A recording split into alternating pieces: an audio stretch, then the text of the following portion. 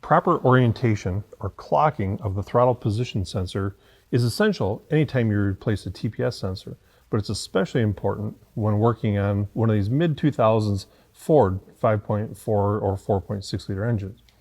So today we've got our 06 F250 with a 5.4 liter engine. This is a drive-by-wire or electronic throttle body, but it does have a replaceable throttle position sensor located on the passenger side of the throttle body. If this TPS sensor or throttle position sensor fails, it is serviceable separately. And so really there's just two Torx bit screws holding it to the throttle body. Now, yes, you can access it here on the vehicle, but it's much easier and you have a higher success rate by removing the throttle body from the vehicle and doing it on the bench. So I've got another throttle body on the bench here. Let's take a look at that. Well, now you can see I've got the throttle body on the bench here, and I've got my T20 Torx driver. And so I'm simply going to remove the two retainers that hold the throttle position sensor to the throttle body. All right, so I've got both of the screws out. Now I can remove the old throttle position sensor, and you'll see the throttle shaft here. This is directly connected to the throttle blade. And so when the throttle blade moves, this is going to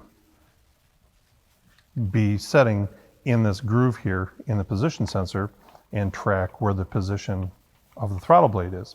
So again, by having this on the bench, it gives me a little more access to move this. But you'll notice the notch in there.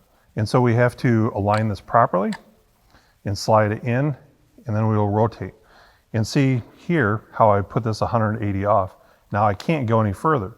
So if I would force this, I'm going to snap the internals on the throttle position sensor, and then if I bolt it up, next time the vehicle tries to accelerate, it's going to damage this throttle position sensor.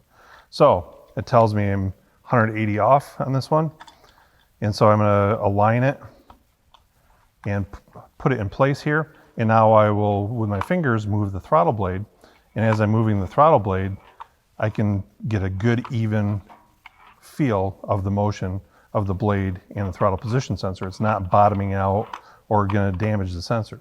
So now that I know I've got it oriented properly, I can go ahead, take my screws, tighten it down, reinstall the throttle body back on the vehicle. But again, the importance is clocking it properly, making sure that this slot is aligned with the shaft properly. So sometimes you might have to put it in at about a 45-degree angle and then rotate over with it to get it to line up. But it's important to make sure that you've got full range of motion on there. If you feel any resistance, stop and re-clock it and position it again.